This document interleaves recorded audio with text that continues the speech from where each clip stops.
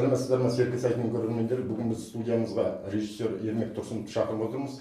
Ереке, сіз өзіңіздің кезекті Кенже атты фильміңізді аяқтадыңыз. Жалпы осы фильм қашан енді экранға шығады? Оның жалпы монтажы, дайындығы қандай? Жалпы бұл фильм не туралы болмақшы? Саламатсыздар ма? Фильмді мен толық бітірдім деп айта алмаймын. Съемкасын ғана осы жақында ғана бітірдік. Бір апта болды бітіргендерімізге.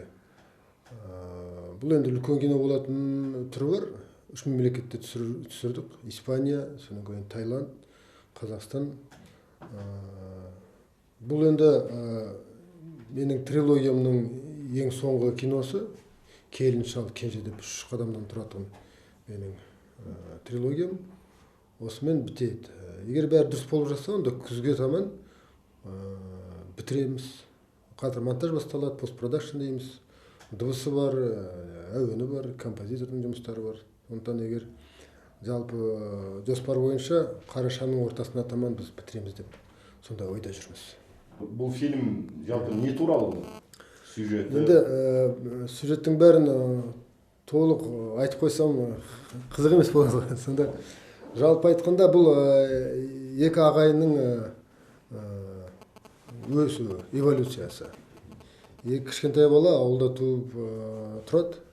Содан кейін әке шешесін айырылып қалады да қалаға шығуға мәжбүр болады. Содан қалаға келеді де, осы жерде өмірге деген құлшыныс жармасып, осы қалаға бір жұмыстарға ілініп кетеді. Содан кейін өседі. Ал жалпы айтқанда бұл оқиға, өмірде болған оқиға.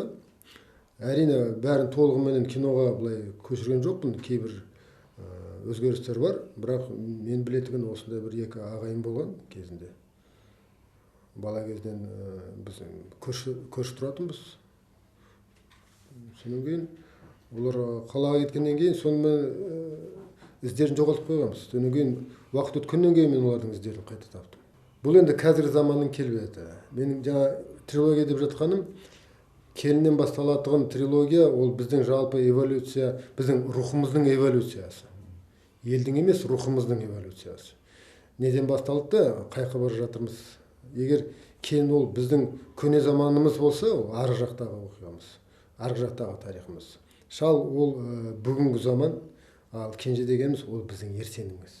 Біздің келешегіміз, сіздің, мен сценарийдің бір бөлімін сәл көріп қалғаным бар. Жаңағы сіздің кенже деп отырғаныңыз кейін сәл бандит болып кете ме, әлде рекетер болып кете ме, осындай бір ұрыс керіс, шайқас, атыс шабыстың арасында жүреді. Сонда қалай біздің болашағымыз сіз солай көріп тұрсыз ба? Бандит болмайды, бірақ қылмыскер киллер болады. Кенжесі екі ағайынды ғой. Сол кенжесі киллер болады да, ол тағдырға байланысты. Оның бәрін айта берсем енді уақыт жетпейді. Өмірдің құбылыстары сондай болып қалады да, содан кейін сондай жолға кіруге жаңа мәжбүр болады жаңа кішкентай кейіпкер. Ол енді тікелей қазіргі заманмен былай салыстырудың қажеті жоқ. Кино тілі ол басқа, өнердің тілі. Егер адамның көзқарасы болса, онда олар қанішер, бандит, рекетер емес, бірақ сонда да адам өлтіреді. Қылмыскер, оған ешқандай жаңағы кешірім жоқ деп айтуға болатын шығар, бірақ Достоевскийдің жаңағы Раскольниковы ол да қылмыскер емес па? Бірақ ол адам өлтірсе де оның өзінің оған түсіндірмесі бар. Ол бірден жаңа қылмыскер болып, ешқашан ешбір адам осы өмірге бірден қанішер болып тумайды ғой. Ол жағдайға байланысты, өмірге байланысты, тағдырына байланысты. Сондықтан ол менің айтайын деген, мен қазір айтпай-ақ қойын, кино біткеннен кейін, кино шыққаннан кейін әр суреткер, әр өнерге қатысты адам өзінің жаңағы ішкі ойын, ішкі пікірін, көзқарасын өзінің шығармаларымен айтып отырады. Сондықтан егер мен қазір сіздермен сөз жарыстырып, мен осындаймын, осындай жаңағы құпиям бар еді деп айтып қойсам, қызық емес болатын шығар. Сіз мынандай боевик киноларға жаңағы атыс шабыс жарылыс жоқ, ондайларға мен аулақпын. Аулақ едіңіз, енді бірақ кенже соған сәл ыңғайланып, соған қарай кетіп бара жатырсыз. Заманның тілі сондай болса қайтемін. Мен ешқашан өз шығармаларымды кітап жазсам да, мақала жазсам да, мен өтіріктен аулақпын. Өмірге қараймын да, содан кейін заманға қарап отырып, кейбір ойлар туады, кейбір өзімнің көзқарасым өзгеріп тұрады. ол бір қалыптасып қалған бір тұтас дүние емес қой. Өмірде өзгеріп бара жатыр. Мысалы мен 90 жылдары Америкадан қайтып келгенде бұл жерде рекет деген болатын. Оны бәріміз білеміз, оны бәріміздің басымыздан өтті. Крыша дейтін болатын. Оған Ақан Сатаевтың рекеттерден кино түсіріп кетті ғой. Мен бұл жерде осы тақырыпты одан ары тереңдетіп, сол кешегі рекетерлер, олар кімдер болды? Олар қазіргі заманда араларында жоқ. Біреулер жаңағы көтеріліп кетті, ақша жинап. Галстук тағып алды. Кейбіреулер тіпті кітап жинайтын болды. Бірақ олар кітапты оқимын білмеймін, бірақ мен бір көргенім бар. Мына жерде бір кітап сататын бір дүкенге кірсем, бір өте әдемі былай киінген кісі, жас жігіт. Жас дегенде 30-тардың арасында шығар. Ана метрін алып келіпті. Метрмен жаңағы былай өлшеп, жаңағы кітаптарды алып жатыр да, маған мынау керек деп. Қандай кітап екенін қарамайды. Метрмен алып жатыр да. Сол енді мебельді солай тұрған шығар енді. Әдемі болсын деп. Сондықтан бұлар қайда кетті, олар кімдер болды, олар араларымызда жүр. Олардан тараған ұрпақ кім болады деген сұрақтар туындап жатыр да менде. Сонда мен ешқандай көріпкел адам емеспін. Бірақ сонда да егер біздің ертеңіміз, біздің болашағымыз осы балаларға байланысты ғой. Осылардан тараған ұрпақтарға. Олар кімдер болар? Олардың өмірге деген көзқарасы қандай, армандары қандай? Не істемек, не ойламақ?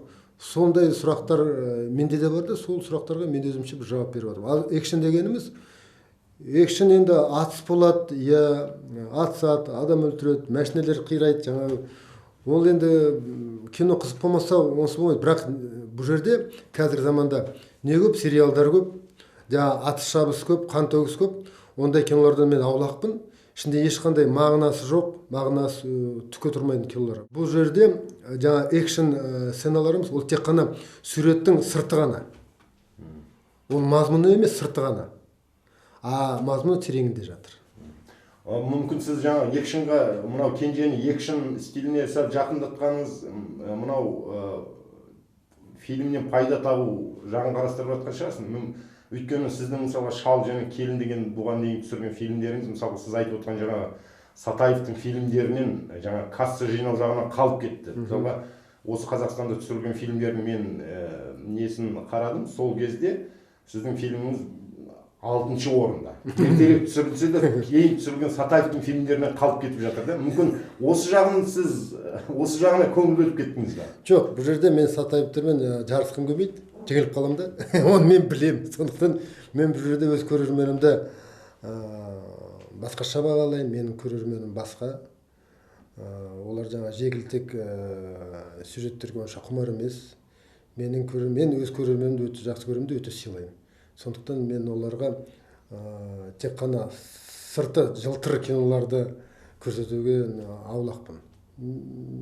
Меніңше жалпы қазіргі заманда ең бас төреші ақша болса, ол да ол менің кино емес.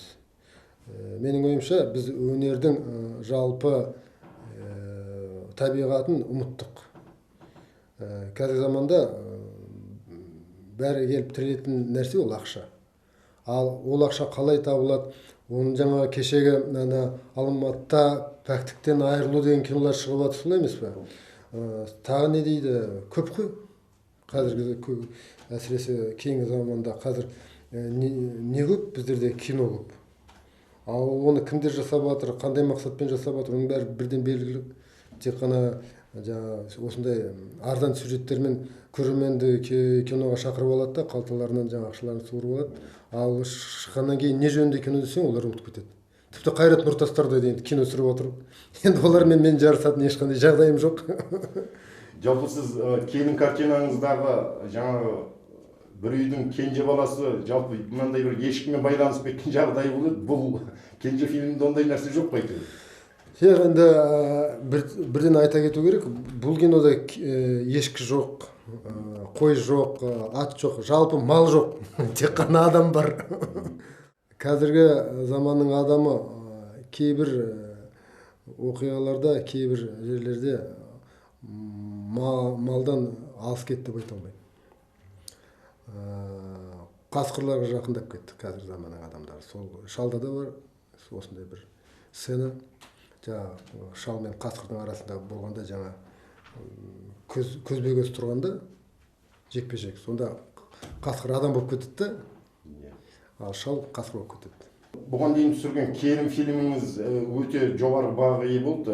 Ол туралы жалпы шынымды айтсам маған да ұнады. Ол туралы мен кезінде жаңағы оң көзқарас білдіріп мақалада жазған. Бірақ сіздің кейінгі түсірген Хемингуэйдің жаңағы желісімен түсірілген Шал фильміңізге онша жұрттың көңілі толмайтын сияқты. Бұл жерде бір қандай да бір жаңағы картина жаңағы қалыптасып үлгермеді деген жалпы кейбір пікірлер бар. Сіздің өзіңіз қалай салыстырасыз? Сіздің түсірген Келін фильміңіз мықты ма, әлде Шал фильмі мықты ма? Мен өз басым айтайын, мен ешқашан өз жазған дүниелеріме толығымен осы жерде көңілім толды деп айта алмаймын. Үнемі күдіктеніп жүремін іштей. Ана жері дегенде болмай қалды, мына жері болмай қалды дегендей. Бірақ ондай кемшіліктерді, ондай қателерді мен тек қана өзім білемін де. Айтпайсыз. Мен ешкімге айтпаймын. Өзіммен кете берсін. Ал басқалардың айтып жатқанында әрине енді біреулерге келін ұнап, біреулерге шал ұнап, біреулер жаңағы келін жек көреді, біреулер шал шықпай қалды деген әңгімелер көп қой.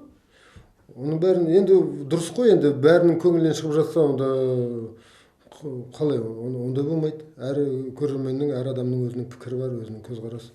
Сондықтан мен әр адамның пікіріне былай әрине құлақ түремін, бірақ өз пікірім өзімде. Ал шынымды айтсам, онда мен тыңдайтын, мен бағалайтын бірнеше адам бар.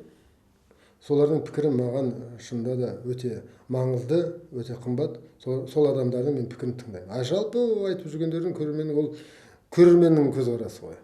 Жалпы Хемингуэйдің Шал мен теңіз деген шығармасы бойынша американдардың түсірген фильмі жалпы мынандай жаңағы орындалу жағынан болсын, жалпы жаңағы фильмді түгел алып шығу жағынан болсын, оқиғаны түгел алып шығу жағынан болсын, жоғары жалпы бағаланды да. Ол туралы менің де көзқарасым сондай. Бұл жерде осы Шал фильмінде жаңағыдай бір қандай кемшіліктер болды? Техникалық жағынан, әлде мына жаңағы фильмді түсіру операторлар жағынан қандай да бір кемшіліктер болды ма? Кемшіліктері бар ғой әрине. Оны айтып жатқан себебім жалпы осы Хемингуэйдің шығармасымен салыстыра отырып, сіздің фильміңізді Шал мен қойлар деген жаңағы бір теңеуді айтып жүр да. Осы жалпы сынға қалай қарайсыз? Мен сынды бағалаймын, сынды тыңдаймын, бірақ өз пікірім өзімде қала береді. Егер орынды бір дәлелденетін пікір болып жатса, сын ретінде, қайта мен рахмет айтамын ондай пікірлерге. Бәрін өзің көре бермейсің ғой, кейбір кемшіліктерді біреулер айтып жатса, неге бағаламайсың? Келесі жұмыста оның бәрін ескере жүресің, өсесің ғой. Ал егер жеңілтек тек қана жаңағы сыншының еті қисық болады дейді ғой. Сондықтан кейбір пікірлер түке тұрмайтын пікірлер, ол тек қана айта береді. Ал Шалды айтсақ, өткен жылдың ең үздік фильмі болып бағаланды. Шал Ерболат Тоғызақов ең үздік актер деген жаңа сыйлығына иегер болды, оның бәрін айта берсек. 4 аптаның ішінде бұл 70 миллион теңге не алды, қаражат алды театрлардан. Сонан кейін телевизордан бірнеше рет көрсетті, көптеген жаңа фестивальдарға қатысып келген кино. Енді оның бәрі енді жайына қала берсін. Егер мен өз көзіммен көргенім бар, біз Қазақстанды аралап жүргенде, осы Шалды көрсеткенде, әр қалаларда көрермен өте жылы қабылдады. Әрине бәріне ұнады деп айта алмаймын, бірақ аналар жаңа кинотеатрға кіреміз ғой. Аналар экранға қарап отырады, мен аналарға қарап отырмын. Аналардың реакцияларына. Кино бітеді, бәрі жаңа Ерболатты бас салады. Біреулер жылап жатады, біреулер жаңағы қошемет көрсетіп. Менің ойымша жалпы келінге қарағанда, келінді қабылдаған сәл салқындау болды. Жалпы. Қазақ қоғамы болды. Қазақ қоғамы. шетке барганда шет элде әрине башкача кабылдады өтө. Иә, келіннің даңқы өйткені дүние жүзіне жайылды ғой. Иә. Бірақ ол шал ондай болмай тұр. Шал ондай болмай тұр, оныңыз рас.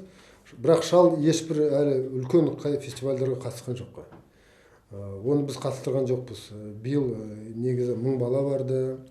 Сонан кейін жаңа уроки гармония деген фильмдер Қазақстаннан барып қатысып келді үлкен фестивальдарға. Биыл шал барады деген үміттеміз. Көреміз. Енді бірақ мен осы жерде бір қосымша айта кететін нәрсем бар. Мен үшін ең негізгі арманым ол жаңа бір жаққа барып бір жүлде алу емес. Егер осы кино, осы туындыларымыз өзіміздің көрерменіміздің көңілінен шығып жатса, сол маған жетіп жатыр. Сол негізгі мақсат. Сонан кейін бұл жерде ешқандай өтірік жоқ. Шал дегеніміз сол өмірден алған нәрсе. Біреулер айтып жатады, қандай ол шал өзінің ауылдың қарамағында адасып жүрген шал. Пәленшеде оқиғалар болып жатады. Қыста мәселен жаңа туалетке барамын деп шығып кетті, сонан кейін мұздап өліп қалады ғой өсіп. Ондай оқиғалар көп. Сонан кейін біреулер айтады, жаңа басында пәленше қой болып еді, сонан кейін жаңа сенада пәленше қой келе жатты, сонан кейін вообще қайтадан көбейіп кетеді. Ондай кемшіліктермен санасам, бірақ ол енді маңызды емес шығар. Ой басқа да. Біз Мұстафа Шоқайұлы жаңа түсіргенде біреулер айтып жатады ғой, Мұстафаның мұрты ондай болмаған, оның мұрты басқаша болады ғой деп, сондай кемшіліктер айтып жатады. Оның орны бар шығар, ондай нәрселерге, бірақ онша мен мән бермеймін. Келін фильміне қатысты мынандай бір соңғы кездері бір даулы мәселе туындап келе жатыр.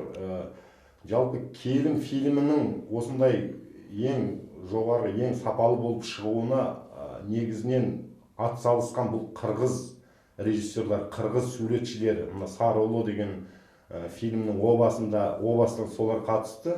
Сондықтан ол фильм Ермек Тұрсыновтың басқа фильмдеріне қарағанда өте мықты болып шықты деген сөздер айтыла бастады. Жалпы осы сөздің негізі бар ма?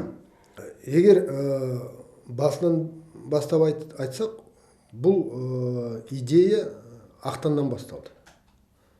Ақтан ол кезде жақын араласып жүретінбіз, доспыз. Бір күні келіп, маған мынандай бір оқиға айтып берді. Тауда дейді, қыста бір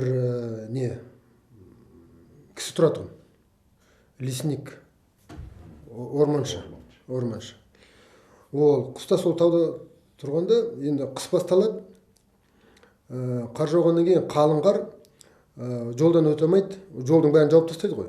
Сонан кейін сол қыстың бір күнде жаңағы орман шөліп қалады.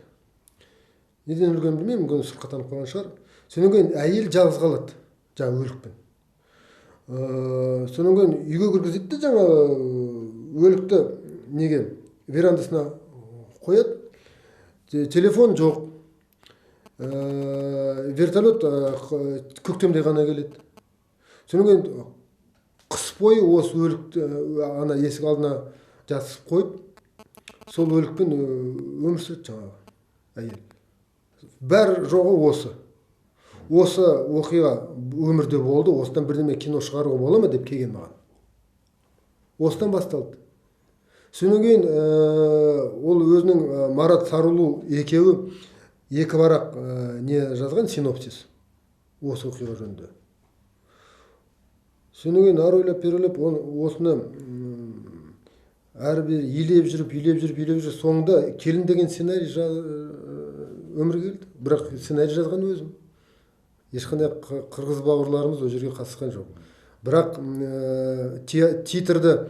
титрді жазу кезінде әрине жаңа Ақан мен Марат Сарыұлының қатысуымен жазуға міндетті болдық. Онсыз болмайды ғой. Әңгіме солардан басталды ғой. Ал бұл қазір мен саған бір анекдот айтып берейін. Сол анекдот сен ары ойлап бері ойлап сен бір кино шығарғаннан кейін басында егер ұятың болса қайтып келесің ғой. Кезінде маған Ермек анекдот айтып беріп еді, осындай кино шығардым деген.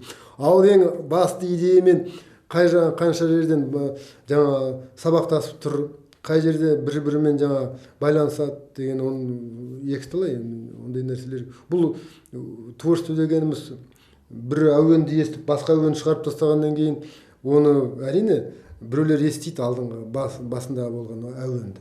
Ал неменеге айналып кетті, қандай дүниеге қандай симфонияға айналып кеткенін ешкім білмейді ғой. Бұл телім фильмінде жаңа қатпар картиналардан тұрады да. Бұл енді бір үлкен бір суретшілердің жасайтын картинасы сияқты. Осы жалпы фильмді түсіруге жаңағы екі қырғыз жігіт қатысты ма? Жоқ. Ахандар бастағанда олар локация жаңа түсіретін жерлерді белгілеп кеткен. Содан кейін қатысқан жоқ, кетіп қалды. Марат мүлдем қатысқан. Мен Мұрат Сарылуды өмірімде көрген де жоқпын. Қандай адам екен мен білмеймін де тіпті. Аханды білемін. Ал қырғыздардың қатысуымен деген бұл толық мағынасы бар. Неге десеңіз, бұл жерде бас оператор қырғыз, Мұрат Байке. Мұрат Байкемен біз бірнеше кино түсірген. Шалды да осы кісі түсірген, Мұрат Әлиев. Содан кейін қодастар. Қазақстанда қодастар жоқ. Тибетке барып ол жерден жаңа қымбат. Содан кейін сатып алсаң қалай келесің бір жаққа. Қырғыздарға барып жаңағы қодастар сатып алдық. Бір топ. Сондықтан қырғыздардың қатысы бар, әрине. Қырғыздардың қодастары бар кинода. Үшіншіден қырғыздардың каскадерлары қатысты. Болды сонымен. Басқа қырғыздың қаны жоқ бұл кинода. Қалғаны бәрі қазақтікі. Ереке, сіз осы Қазақстандағы бытабановты тонағаны жөнінде мынандай боевик кино түсіріп едіңіз. Сол фильмді біз қашан көреміз? Бұл фильм неге шықпай жатыр? Ол енді мынандай бір жағдайға байланысты. Біз осы киноны Құрманбек Артықбаев деген менің жақын досыммен бірге түсіргенбіз. Полковник қой. Полковник, иә. Құрманбек кезінде оперативник болып 20 жылдан астам өзінің стажы бар. Істеген осы жерде өте беделді, салмақты кісі адам. Бірақ міне кино міне бітейін деп қалғанда осындай оқиға болып қалды. Содан кейін ол кезеңге жаңа финанс полициялар жаңа шабуыл жасап, ол қазір түрмеде отыр, қамауда. Осы айдың 20-сында сот басталады. Енді үміттеніп жүрміз, егер бәрі дұрыс болып жатса, Құрманбектер егер шығып жатса, онда біз киноны шығаруға, көрсетуге дайынбыз. Мен қазір Құрманбек ана жақта отырғанда өзім кино көрсетуге енді ешқандай қақым жоқ, көрсеткім де келмейді. Енді бұл жерде тіпті адами жағынан, достық жағынан да бұл дұрыс емес шығар деп ойлаймын. Бірге бастағаннан кейін бірге көрсету керек қой. Айтпаса болмайды. Жалпы сіз мына футбол туралы фильм түсіреді деген бір рас болып өтірік пе, сондай әңгіме жүр? Қазақ футбол туралы сондай түсірейін деп жатсыз ба? Қазақ футбол комедия түсірмеймін ғой. Қазақ футбол туралы комедия түсіруге болады. Комедия болып шыға ма ол не? Жоқ, ол енді жай әңгіме ғой. Бір отырыста журналистер сұраған, футбол жөнінде кино түсірмейсіз бе деп. Мен жалпы футбол жөнінде бірде-бір жақсы кино көрген емеспін. Көп қой. Бірақ өзім кезінде ойыншы болғаннан кейін, кәсіби деңгейде ойнағаннан кейін футболдың табиғатын өте былай ішінен білемін де. Сондықтан мүмкін менің көзқарасым басқаша. Мен іштен көргеннен кейін сырт көзбен қарағанда басқаша енді дөрекілеу болып көрінеді де маған. Шындық жоқ. Ал егер ондай тақырып, қызық тақырып, өзім білетін тақырып, мен өзім вообще білмейтін тақырыпқа өзім кіріспеймін. Егер ақша табылып жатса, әрине қызыға кино түсіретін едім. Көре жатармыз ол. Жай әңгіме болған. Рахмет Ереке әңгімеңізге. Жақсы сау болыңыз. Жақсы, рахмет.